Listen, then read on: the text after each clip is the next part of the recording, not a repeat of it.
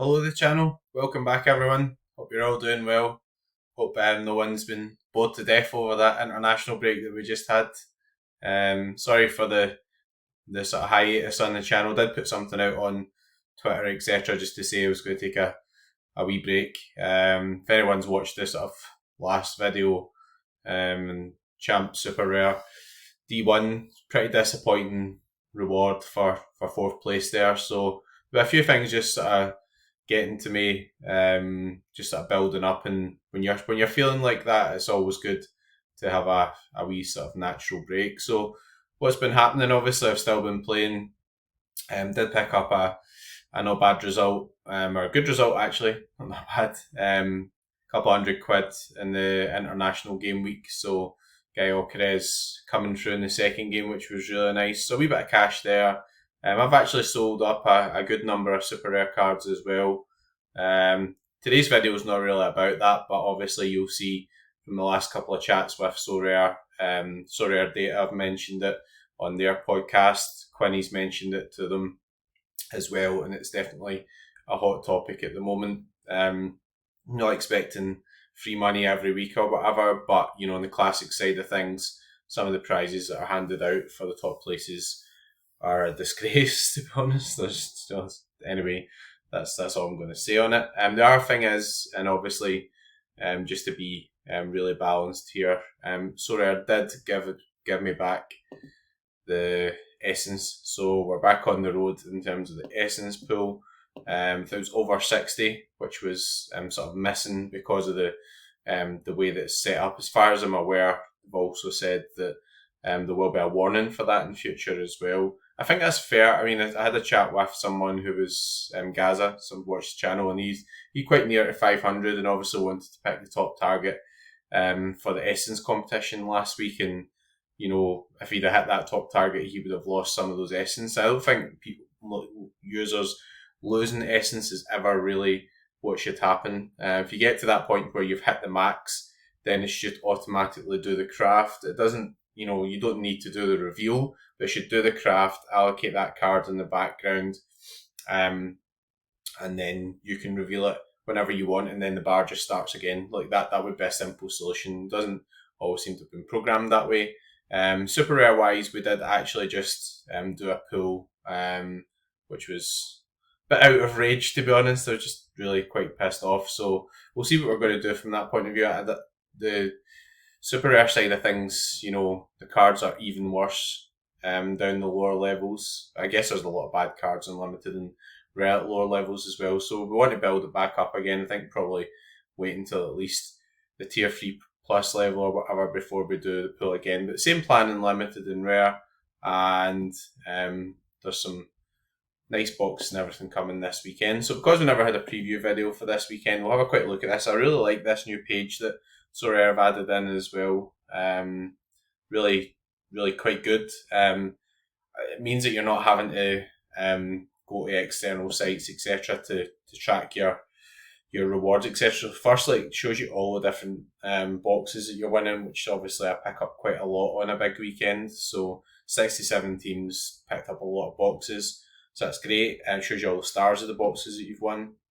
Also gives you your overview of cards you've won, which is quite similar to the way Sorare Data lay it out. Shows you your promotion and your relegation. It'd be good if you had a wee link actually, if you clicked on that, if it told you which teams were getting relegated, although 3 of them are D1 super rare contender this weekend, so that's a bummer for me. But yeah, it's good to know, and I suppose you can go through it. And then over and above that, obviously you've got your top ranking teams here. So sitting in the podium, under 23, Division 3. So that was one that got relegated midweek, which was a shame, but that's going to be back up. Quite a nice high finishing contender, D1. Actually, Alistair Johnson, funnily enough, one of the ones that sort of let down the overall score. Douglas Santos, excellent. Great to see Berardi back as well. Just a boxing contender, D1. That's in season Celtic lineup. And under 23, Division 3, the other one's been promoted. So basically, all of them are going to be in Division 2 because the Division 1 actually got relegated. Wee bits of cash here and there. Messi just having a bearkey from the bench. Amazing. And even if you click on these as well, it does take you into the team as well. So I really like how Sorare have hyperlinked that as well. You can just click on it and it'll basically take you into the team and you can go back to the overview. So yeah, I mean that's a really good addition. Really do like that. Obviously you've got the live game center as well, so it's becoming a lot better. A couple of wee tweaks and it'll be bang on. Anyway, on to the preview for midweek. I'm not going to pick any teams just because this is the first video back. I want to keep it quite brief. So reduces the chance for moaning and rants. I'm only kidding. Yeah, keep it quite brief. Do the preview, and then obviously we'll go from there and we'll start getting some more selections back towards the weekend. So we've got Champions League, we've got European games and everything on here. Lots of good competitions to go for, so definitely some good talking points anyways. So Manchester City playing at home to Sparta Prague. Pretty interesting. I think because we're not picking any teams, we'll probably have a wee look at the actual team previews for the top games as well. To do that, we'll switch between obviously the sheet from sort of probabilities and predictify. So Manchester City, Pep Roulette, that's going to be a hard one to call. If anyone's unfamiliar with this site, Predictify, you'll get obviously all the lineup predictions on here. I haven't done the Celtic lineup yet, and you see the Manchester City one's not up yet, so we just need to have a chat about that. In terms of Manchester City, yeah, it's just dead hard to call, isn't it? I mean, Foden was on the bench at the weekend and everything, but 3.27 XG and 69% clean sheet percentage, definitely worth a bit of a gamble, I would have thought. Arsenal against Shakhtar Donetsk. Arsenal will really be looking to bounce back as well. Do we have an Arsenal prediction? Can't say anything, so I haven't done the Celtic predictions yet, but I'll explain why in a wee minute. So, no, we don't have an Arsenal prediction up yet anyway, but they will all be up soon.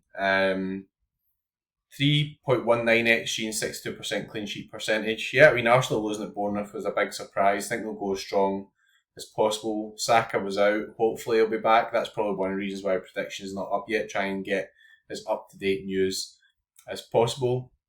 Eintracht Frankfurt against Riga. So, yeah, that's a pretty interesting one there. Obviously, Eintracht are a pretty strong team. You'd imagine that's a really good fixture for them. So, potentially one to target. I've got some guys who've been really smashing it this year as well. Guys like Marmoush, Ekatike, etc. really good.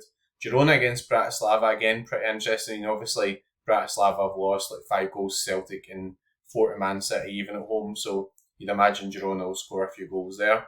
Galatasaray against Elfsborg. Again, Galatasaray going pretty well at the moment. I think Osimhen is now available again. So he should feature. I think he was registered on time and everything for this too. So that's a good one for Galatasaray, 2.5 XG, which is quite good because Ali and Zalima are not really ones that we've played much. Real Madrid against Dortmund, that's going to be a really interesting one. So Dortmund not in the best form at the moment. Conceded late against was it St. Pauli? I can't remember who they were playing in the Bundesliga at the weekend, but they conceded late. Even Celtic scored against them, so you think Real Madrid will get a couple of goals, and 2.3 XG, does suggest that. Real Madrid, I think it will depend how Dortmund play the game as well. Real Madrid maybe struggling to break down teams sometimes. Mbappe's come in, but he is a certain type of player, etc., and needs a bit of service. But Real Madrid's probably getting through a lot of their injury concerns at the moment. Obviously, Carvajal out is an issue, but Lucas Vazquez mainly play out there, or he can maybe put out Rudiger or something out there if he feels if they want to, have a more defensive player against guys like, Bino Gittins and, who have just got like really good pace. So interesting to say we'll have the Real Madrid stack out, but it'll be a late decision on that because I usually make a mess of it. Anyways, Paris Saint-Germain against Eindhoven, I think that's a really good fixture for PSG. PSV obviously are a really good SO5 team in general, but PSG I think will be too good for them. Veerman's out, I think Jedi Shooting's probably out as well, so that's quite a big blow for them. We have Atalanta against Celtic. I've not done the Celtic prediction yet, and to be perfectly honest, I don't really think it's an SO5 game at all. I mean, Atalanta won the Europa League. Celtic get gubbed in Dortmund. We're really struggling a lot away from home at the moment, and there's a couple of reasons for that. Firstly, Kurt Vickers isn't back yet, I'm hoping he'll be back for this game, but I don't know. We'll need some late news on that. It's another reason why I've not done lineup prediction. Greg Taylor's definitely out, so Valley will play. Alistair Johnson looks okay, no real problems there. Midfield wise, Taki played well at the weekend. I think Bernardo may be favoured just for the more defensive side of things, and definitely capable of scoring goals going forward. But what really worries me is, Retegui, Lookman, and obviously Atalanta play away where they've got like 3 centre backs, 2 wing backs, loads of guys in the middle of the pitch. And Celtic got really overrun in the middle of the pitch against Dortmund. So, yeah, it's going to be a tough one. If you watch this for a Celtic prediction, might be in for a rough week, boys. There's no two ways about it. I mean, like, I'll probably be watching from behind my couch. But there we go. Monaco against, is that Partizan Belgrade? We had Cervena Zvezda. We do have a Monaco prediction, so let's have a look at that. Again, if you haven't signed up for Predictify, you see there on the screen it says supported by myself. Use code McBride. You'll be in a draw for 1 month free at the moment as well. So Majeki back in goals, that's quite interesting. Don't hold him at the moment, but did previously. Good big goalkeeper. Singo and Kerr pretty solid there. Vanderson get a game for Brazil recently. That was pretty good. Looked quite solid midfield. Golovin looks to be back on a bit of form. Really good option up front, obviously, in Bolo there. Plays a lot for Switzerland. Ben Seguir's really highly rated, and they've got options there like Akliush, Minamino as well. And they've got guys come in like George Ilk, I can't pronounce his second name. Big George, we'll call him. Anyways, so yeah, pretty decent fixture for Monaco as well. Tottenham playing against AZ. AZ got beat, I think, at the weekend by PSV. So yeah, that's a pretty decent fixture for Tottenham. I'm interested to see how strong Ange goes, because we've been playing a lot of the young guys there. Talking about young guys, we've got Inter Milan against Young Boys. Again, reasonable fixture for Inter Milan. They're pretty solid at the back, so definitely worth considering. I don't think they've got in-season cards. Actually, I had a look at Sommer recently, and it doesn't look as if they've got in-season cards, so that's a shame. So obviously they won't be like prominent as a stack in the European in-season competitions. Leverkusen against Brest, they've been a bit hit or miss, Brest, but they're a pretty capable team. We'll get Rangers against SC Football Club FC SBSA. Is that Steaua Bucharest? Can't remember if that's Steaua Bucharest, but yeah, Rangers pretty poor against Kilmarnock, not in good form at all. I hate to say it, but I don't hate to say it. I enjoy saying it. I think Aberdeen are actually better than Rangers at the moment. So well done to Aberdeen, their new manager. Good result against Celtic at the weekend. AC Milan against Club Brugge, etc. there as well. So we do have this new competition, which is called the Best of Europe, which is a free-to-play competition. So pretty good prizes here. We've got Flying with AC Milan. We have tickets to El Clasico. We've got jerseys, the whole shebang. So look at the rewards. This is free to enter, right? You don't need any cards. If you've got a limited, you can enter it, but you've got 2 game tickets to game of your choice for the EPL. Thank you to Sorare. When we get to that point, Scottish Bar Steward had been given some tickets for the Newcastle game at the weekend. Unfortunately, he fell ill the last couple of days and couldn't make it, but went down to the Newcastle game, enjoyed it a lot. So that's a real good prize, that two tickets. If you can get tickets for a Newcastle game, it's pretty handy from Scotland as well. We have, same for third, we've got official jerseys, 4th and 5th, and 6th to 10th are Sorare cards, and I think they're actually pretty good ones as well, like, stars and tier 1s. You can play 4 common cards and 1 limited as well. So looking back at the sheet, you could, a lot of people were running Manchester City stack type guys, might even get the odd person that fires in a limited card there.